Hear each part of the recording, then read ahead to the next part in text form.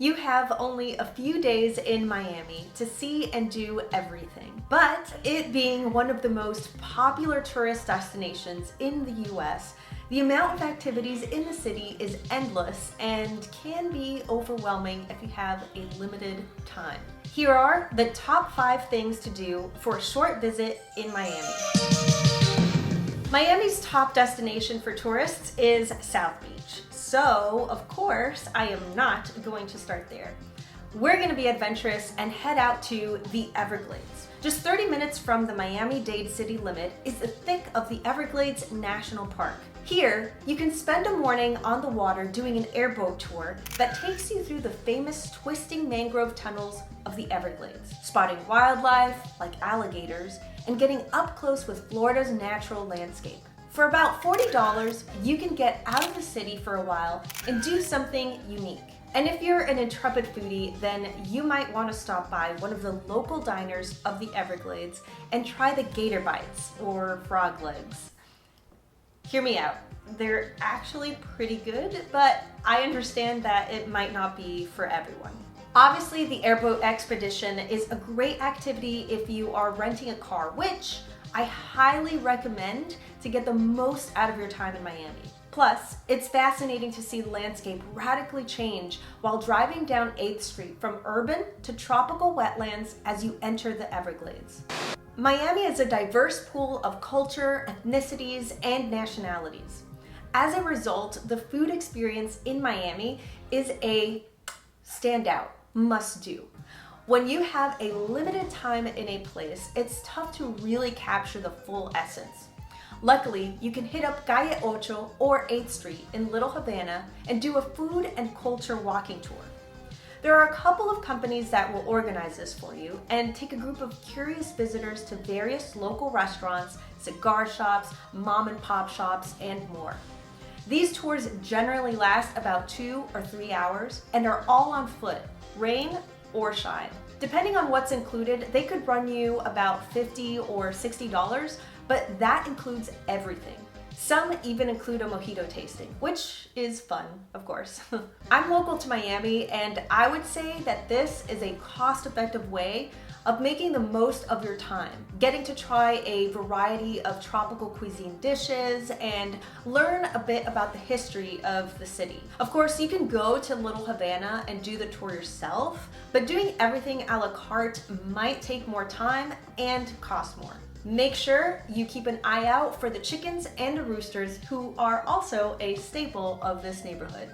If you're enjoying this video and to my face, please hit the thumbs up button and subscribe to me and press the notification bell to see more videos from me in the future. Also, make sure you stay all the way until the end of the video for a bonus tip. Now that we're on a culture run, and I'm all about the culture, let's talk about museums. Miami is known internationally for its music and art. Being the home of Art Basel, one of the largest annual art festivals of the year, the city is home to artists and art lovers. As a result, we have a bunch of museums. I could probably make a separate video on only the museums to visit in Miami. Let me know in the comments or on Twitter if this is something you'd be interested in. For this video, I'll mention the 2 museums I think are worth visiting when you have a limited time in Miami. On the coast of Biscayne Bay, we have Museum Park, which is an actual green park along the water where you can walk and there are bike paths. Located here is the Frost Science Museum and the Perez Art Museum Miami, PAMM for short. They're so close to each other, you get more bang for your buck if you just go to both. Both of these museums feature gorgeous architecture inside and out. If you love looking at beautiful buildings, Museum Park is a great spot. PAMM is a contemporary art museum that will sometimes have rotating exhibits. What makes this museum stand out is the unique building with hanging gardens and spectacular views of the bay. The Frost Science Museum is family-friendly and has a great display of science-related exhibits. It even includes a rooftop aquarium with live wildlife.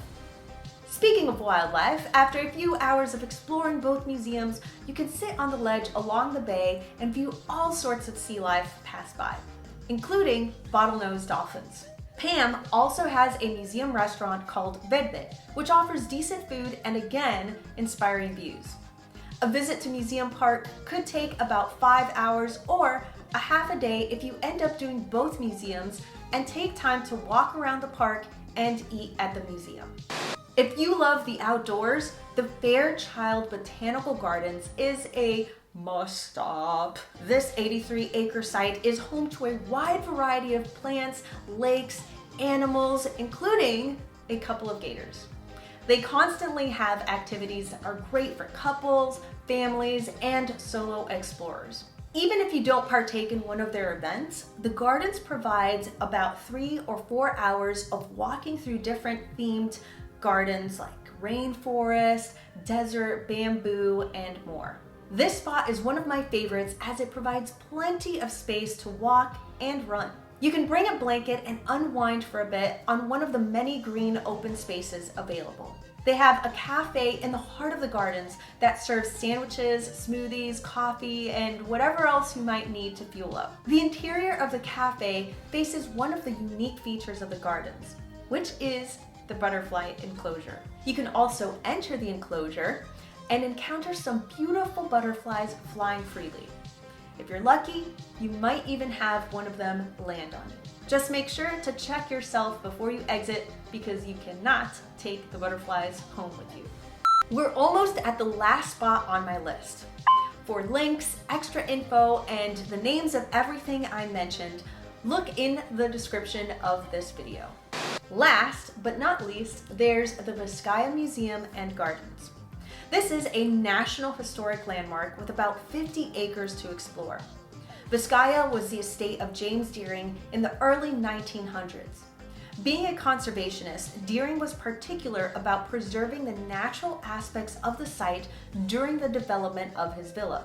The compound includes shoreline mangrove swamps, some remnants of the tropical forest from the original 180-acre property, and about 10 acres of the formal gardens inspired by Italian Renaissance. Vizcaya transports you to an atmosphere that uniquely combines the feeling of being on a tropical island with European flair. The villa itself has a number of rooms to enter with furniture and art to look at. The architecture in Vizcaya is distinctive in its combination of eccentric accents with tropical and European design. The museum also has a cafe which offers affordable food by museum standards, and a nice area outside to sit and enjoy under the shade of palm trees. Being on the coast, you can get some breathtaking views of the Deering Channel and Biscayne Bay. There are even a couple resident manatees that unexpectedly stop by for some lunch. Going to Vizcaya can be a great family outing, romantic, or just plain fun. There are plenty of photo opportunities in the gardens as they are always beautiful. So all you have to do is point the camera and shoot. It can take about 3 hours to see all of the villa and gardens, but well worth it to visit this prominent part of Miami's history. Now for the bonus. Remember, if you found this video useful, hit the subscribe button and follow me on Twitter. I'm at REDROMINA. If you're visiting Miami over the weekend and you absolutely, positively love food, like me, then you must check out Smorgasburg. This is a large open-air food market that happens every Saturday and Sunday in Wynwood. Local food vendors set up booths every weekend offering their signature dishes and drinks. This is a great opportunity to try local Miami cuisine, mingle with Miamians, and get a taste for the culture in Wynwood. The Wynwood area is a colorful part of Miami, full of murals and graffiti, not to mention plenty of bars, restaurants, and shops for cruising. This is the stomping grounds for many locals on the evenings and weekends to get out of the house and hang with friends. Smorgasburg comes to life with music and the sound of joy as people fill up their stomachs. So you're not going to want to miss out on that. Those are my top 5 things to do in Miami in 72 hours. Hope you enjoyed the video and get to do some of these things if you're ever in town. That's it for me. I will see you when I see you. Bye!